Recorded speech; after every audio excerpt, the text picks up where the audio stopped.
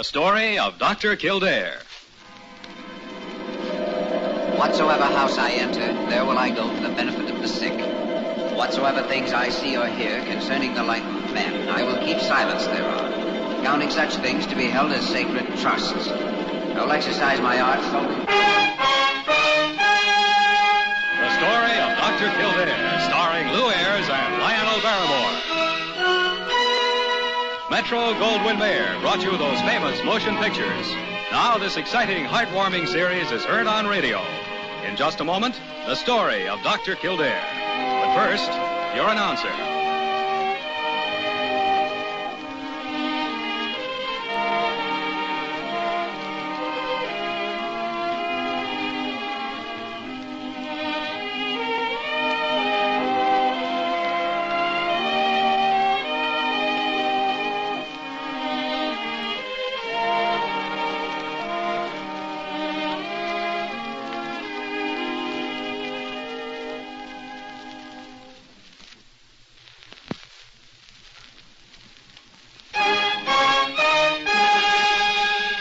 The story of Dr. Kildare, starring Ayres as Dr. Kildare and Lionel Barrymore as Dr. Gillespie.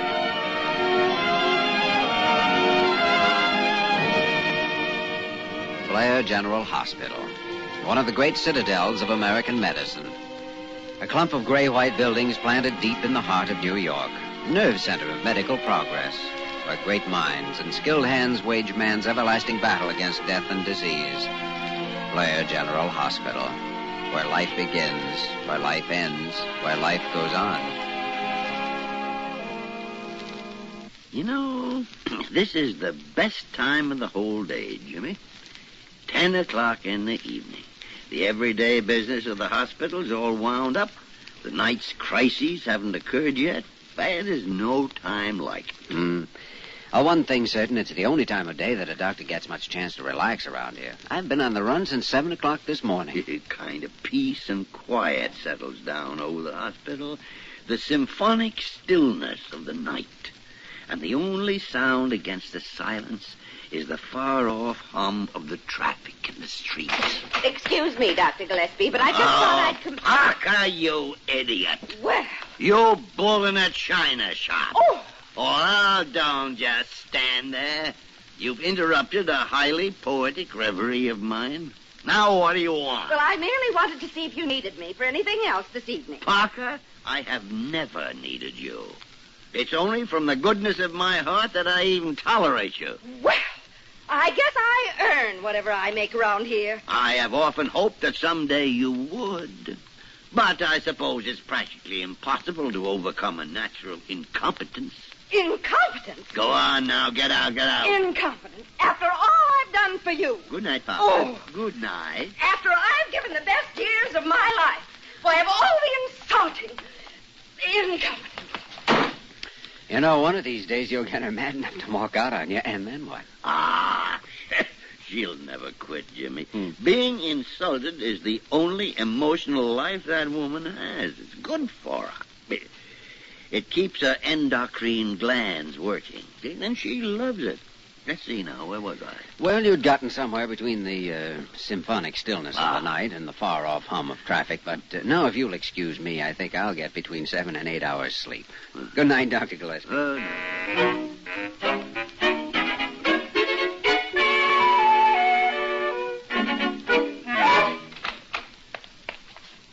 Kildare! Oh, good morning, Dr. Gillespie. Look what I found on my desk this morning. Let's see.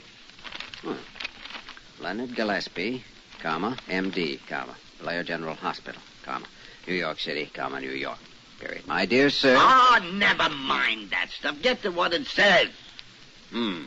If you think I am incompetent, and if you think I have not earned my salary around here, and if you want a more efficient nurse, then that is the last straw, Dr. Gillespie, and I quit. Signed, Evangeline Parker, R.N. I never knew Parker's first name was Evangeline. What difference does it make what her first name was? Jimmy, she has mutinied, walked out, deserted me. She's quit. So it seems. Well, I'm surprised she didn't do it years ago. Confound the woman anyway. After all I've done for her. Shouted at her 14 hours a day. I've always treated her with consideration and kindness. Worked her until she was ready to drop. Made allowances for all her faults and mistakes. Insulted her every time she opened her mouth. Stood by her through trials and tribulations. And now? Jimmy, do you think I should apologize to her? I do. Confound it. I suppose you're right. I guess I was a little rough on her last night. Well, I'll get her on the phone and talk her into it. Oh, come in, Carew. Come in. Good morning, gentlemen. Good morning, Dr. Carew. Dr. Gillespie, I must say that I'm extremely shocked to learn of this unfortunate contretemps which has occurred in our happy little hospital family. I've just received a copy of Miss Parker's resignation, the original of which was, I assume, delivered to you. Carew, your assumption could hardly be any more correct. Ah, yes. Well, I'm quite sure you plan to take the necessary steps immediately to rectify the misunderstanding. Yeah, I was contemplating some procedure of that sort. Good. Then I'll leave it to you and run along now. Well. All of us lose our heads under pressure at times, Dr. Gillespie, so I can readily understand how you could be guilty of such a mistake. What? Dr. Carew? It would be most unfortunate, though, if your unrestrained temper should be the cause of our losing an excellent nurse. By the great horn spoon. Dr. Carew, you should have quit while you were ahead. Are you implying that I am unable to diagnose a case without Evangeline Parker standing by? Oh, no, not that at all. I'm sure you could get along somehow, but nonetheless, I think... Carew? Miss Parker, formerly a nurse here, without consulting me in the matter at all, has offered her resignation, and by the confounded tarnation, I accept it. Oh, dear.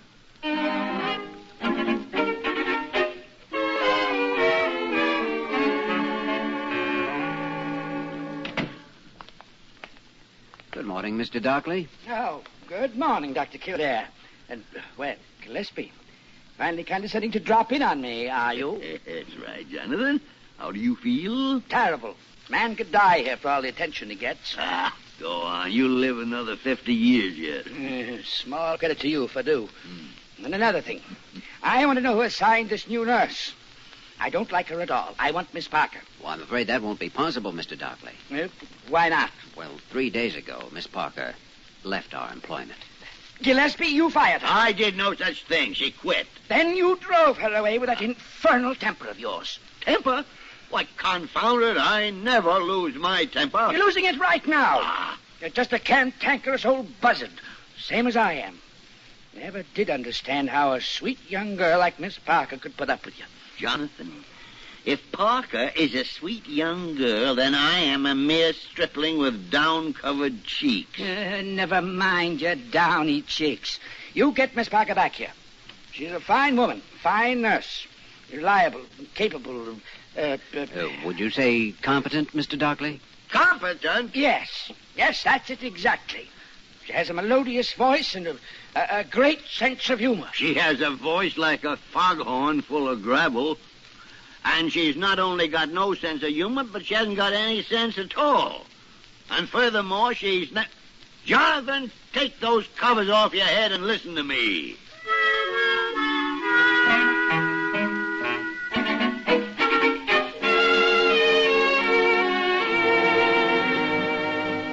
Oh, I'm just sick about it, Dr. Kildare. After all the years they worked together, it's such a shame this had to happen. Yes, it is too bad. Leonard Gillespie simply ought to have his head examined. Oh, I think he's as sorry and upset about it as Parker is, Molly, only he's too stubborn to admit it. Especially since Dr. Carew had to poke his nose in and bungle things. Well, it's the same with Parker. She knew she'd made a mistake, but now her pride's mixed up in it and she can't back down. If he'd just make some halfway apology, she's dying to come back. And if the truth were known, Molly, he's lost without her. They're both acting like school children. Well, I certainly wish something could be done about it. In all the years I've been supervisor here, I've never had a better nurse than Parker on the staff. Molly, what time did Parker say she was coming in to visit you? In about half an hour. Have her drop into my office, will you? All right, Dr. Kildare. Do you have anything in mind? No, except... Well, I thought that maybe if they can be brought together without either one of them having to give in and take the first step, well, things might straighten out.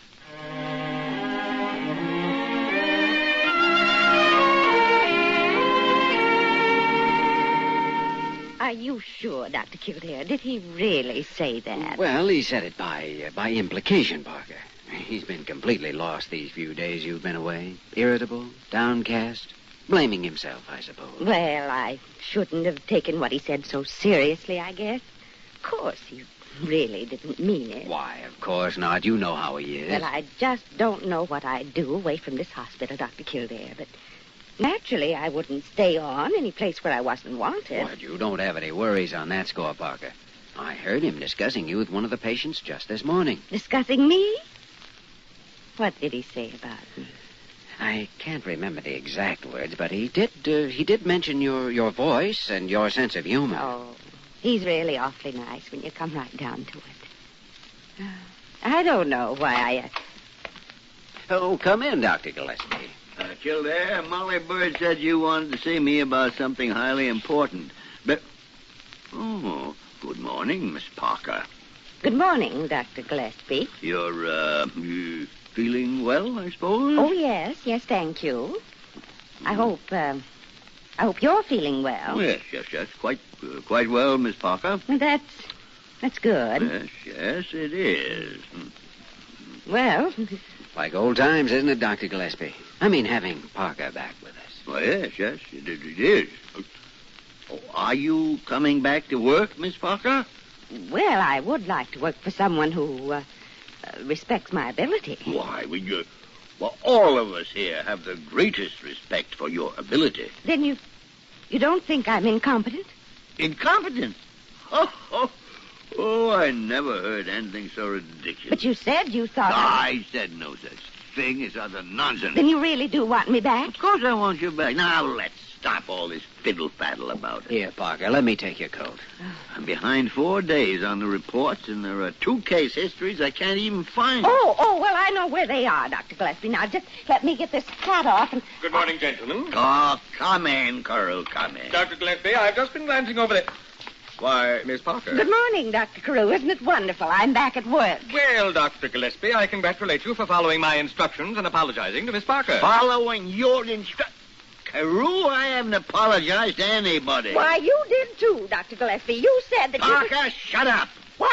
Dr. Carew, if you'll come with me, there's something I've been wanting to ask you. In just one moment, Dr. Kildare. First, I must get this little matter straightened out. Oh, it's already straightened out, isn't it, Parker? Well, not if Dr. Gillespie didn't really mean what he said. If he wasn't apologizing. If he was just...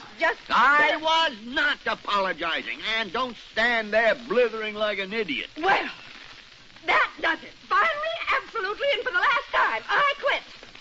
Quit. Come back here, Parker, you nincompoop. Nick! Oh, horrible man. Oh, dear, dear, dear.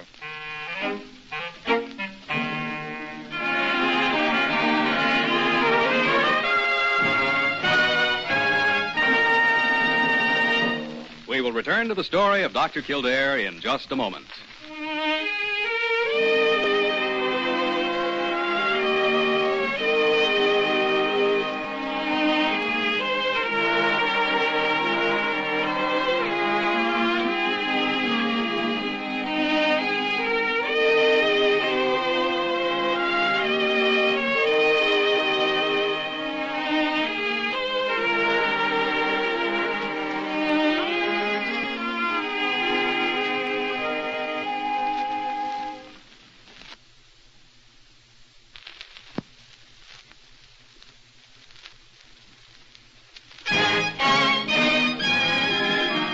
We continue with the story of Dr. Kildare, starring Lou Ayres as Dr. Kildare and Lionel Barrymore as Dr. Gillespie.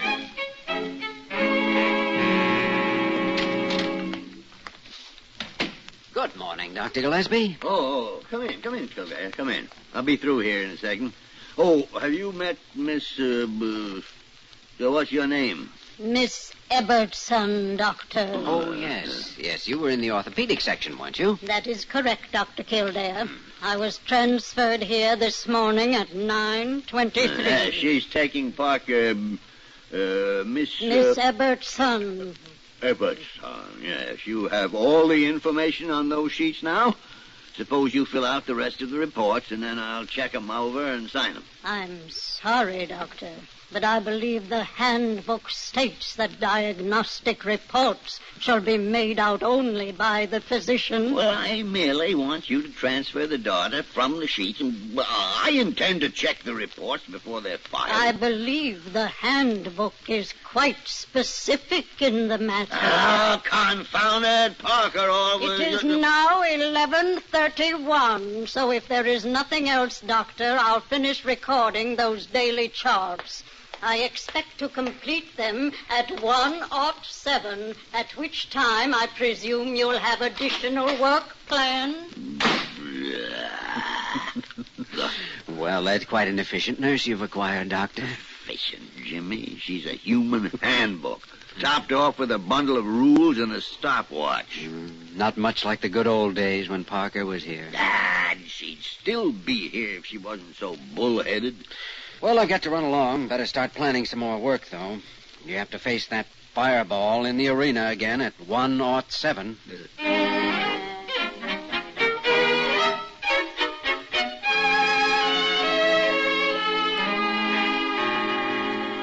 I've known Leonard Gillespie for a good many years, Dr. Kildare.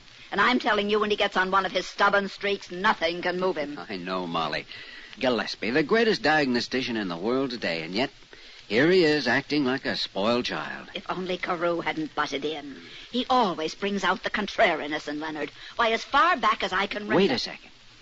That might be an idea. I'm afraid I don't see it. Well, something has to be done. Gillespie's upset, his work's suffering, Parker's unhappy, and the longer it goes on, the less chance of working it out. So? So I think I'll go up and have a talk with Dr. Carew.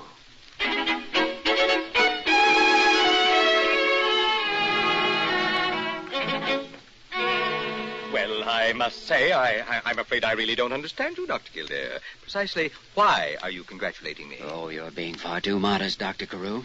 Of course, I realize you weren't looking for personal credit, that your only concern was to increase the efficiency of Dr. Gillespie's work, but nonetheless, your handling of the matter was very effective. Oh, I see. And just how much of my little plan have you been able to penetrate, Dr. Kildare? Well, you must have decided on the plan as soon as you realized that Miss Parker was no longer an efficient nurse. She wasn't? But you also realized that Dr. Gillespie would probably balk at any direct attempt to replace Parker with someone more efficient. Yes. Yes, he certainly would, all right. So you skillfully maneuvered Gillespie into thinking he wanted her replaced. And that left the field clear for Miss Ebbetson. My. Oh, I know Miss Ebbetson was supposedly assigned by Molly Bird, but it's easy enough to see through that. Really? Yes, indeed. How clever of you, Dr. Kildare. Of course, I didn't want any credit for it. Naturally. In a way, though, it's too bad Dr. Gillespie gives all the credit for the assignment to Molly Bird. Doesn't know you were really the one behind it. Then he's satisfied with the change? I mean, he does realize that I was only considering his interests in the matter? Oh, I think he's already quite aware of Miss Ebbetson's efficiency. Well, I might just drop him a little hint. We can't hide all our light under a bushel, you know. That's right. Dr. Kildare, this is really amazing. Your guesses were so close to the actual details of my little scheme that it's really quite frightening.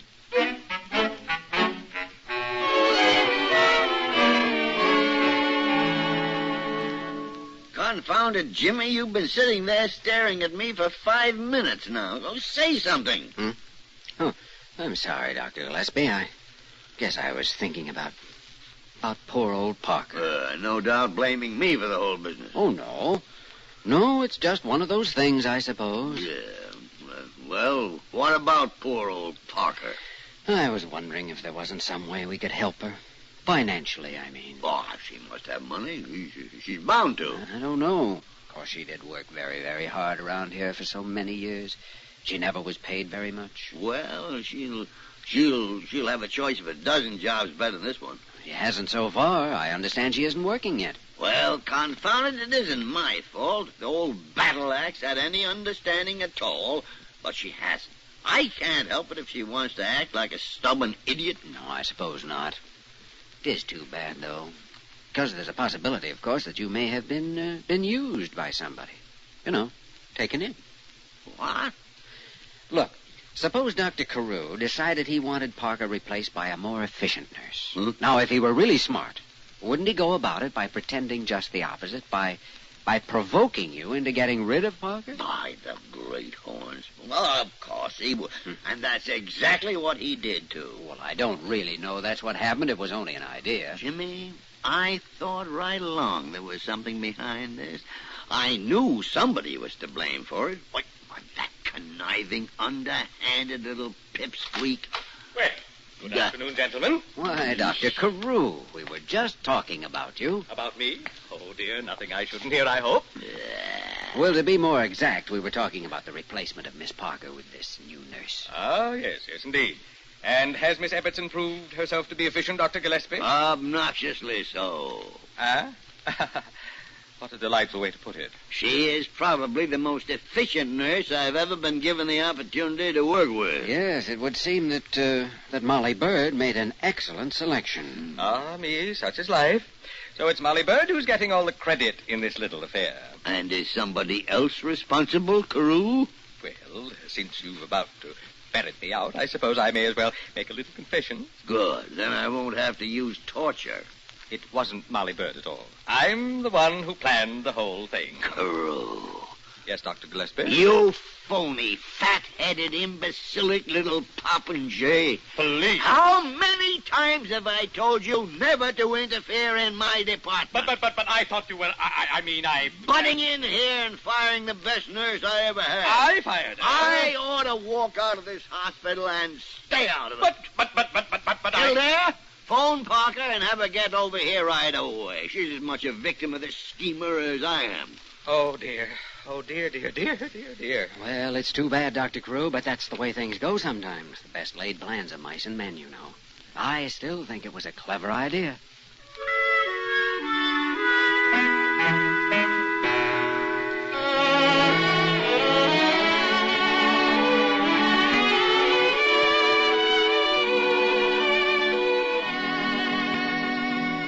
Well, there's the whole story, Miss Parker. Neither you nor I were to blame at all. We were merely victimized by the underhanded machinations of a sly scoundrel. Can you imagine it, Dr. Gillespie? Why, I've never heard of such a two-faced scheme before in my life. Yes, it does seem a little odd, all right. Yeah, odd. Why, that's the way Carew's mind works, Jimmy. If you can call it a mind. I suspected something right from the start. But I had to go along with it, you know, give him enough rope. Naturally, I was forced to say a few things that I didn't mean. Oh, of course, I understand. Well, Parker, since everything seems to be settled, you may as well dig up a uniform and get back on the payroll. Oh, huh? well, I wore one under my coat. I just knew things would turn out all right. Yes. Well, it would never have happened in the first place if Carew hadn't started it, Miss Parker. Oh, I know. He's such a horrible man. Yes. Well, as long as things are back to normal, I'd better get some of my own work done, so... Dr. Gillespie? Oh, no. I would just like to add one thing to what I said earlier. Dr. Carew, I was just coming to look for you. Oh, all right, Kildare, but wait, first How fortunate you were looking for me at the same time. But I wasn't. Really now, Dr. Kildare. Watch the door now. Ah, there we are. This is most irregular, Dr. Kildare. Yes, I know it is, but I wanted to remind you of something. Oh? Of what? Last year, over $1 million in donations came into this hospital as a direct result of Dr. Gillespie's great reputation. Ah, yes, quite so. I wasn't sure what you might be going to bring up in there, so... Well, to a man of your intellect, Dr. Carew, need I say anything more?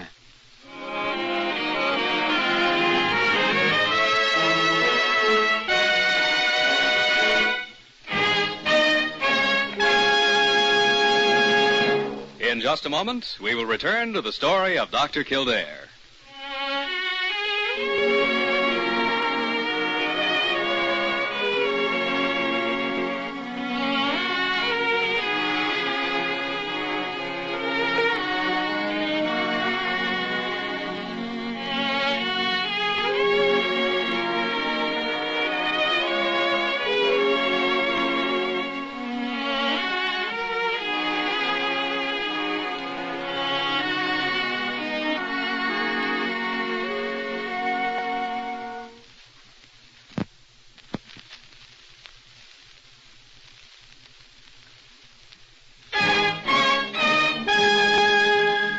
Now, once again, the story of Dr. Kildare, starring Lou Ayres as Dr. Kildare and Lionel Barrymore as Dr. Gillespie.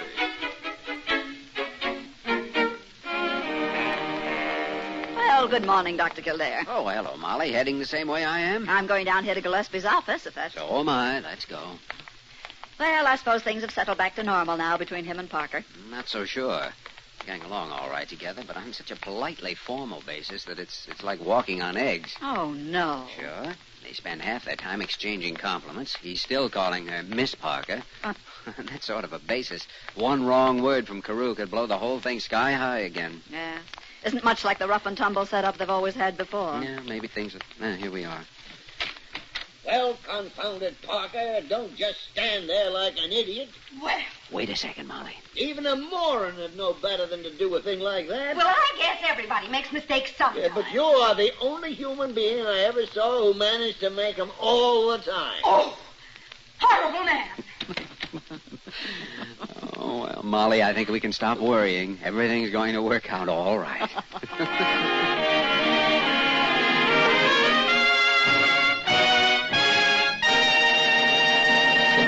You have just heard the story of Dr. Kildare, starring Lou Ayres and Lionel Barrymore. This program was written by Les Crutchfield and directed by William P. Russo. Original music was composed and conducted by Walter Schumann. Supporting cast included Virginia Gregg, Eleanor Audley, Ted Osborne, Wilms Herbert, and Peggy Weber. Dick Joy speaking.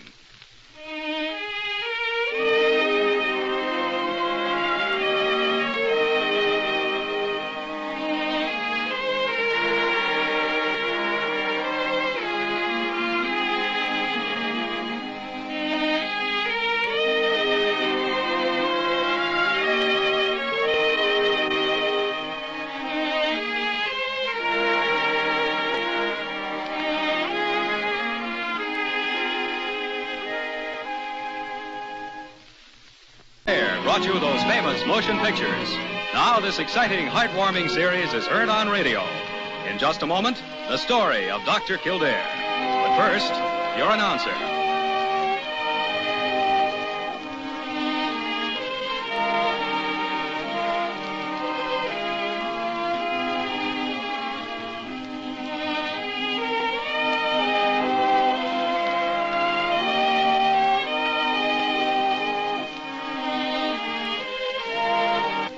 A clump of gray-white buildings planted deep in the heart of New York. Nerve center of medical progress, where great minds and skilled hands wage man's everlasting battle against death and disease. Blair General Hospital, where life begins, where life ends, where life goes on. You know, this is the best time of the whole day, Jimmy. 10 o'clock in the evening. The everyday business of the hospital's all wound up. The night's crisis.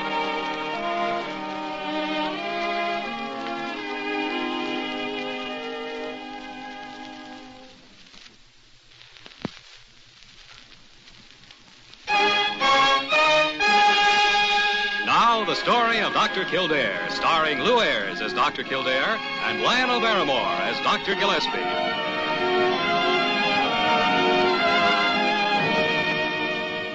Blair General Hospital, one of the great citadels of American medicine. These haven't occurred yet. Bad as no time like it. One thing's certain, it's the only time of day that a doctor gets much chance to relax around here. I've been on the run since 7 o'clock this morning. Kind of peace and quiet settles down over the hospital. The symphonic stillness of the night. And the only sound against the silence is the far-off hum of the traffic in the streets. Excuse me, Dr. Gillespie, but I just thought I'd... Parker, you idiot. Well... You bull in that China. The story of Dr. Kildare. Whatsoever house I enter, there will I go for the benefit of the sick. Whatsoever things I see or hear concerning the life of men, I will keep silence thereon, counting such things to be held as sacred trusts. I will exercise my art solely. The story of Dr. Kildare, starring Lou Ayres and Lionel Barrymore. Metro Goldwyn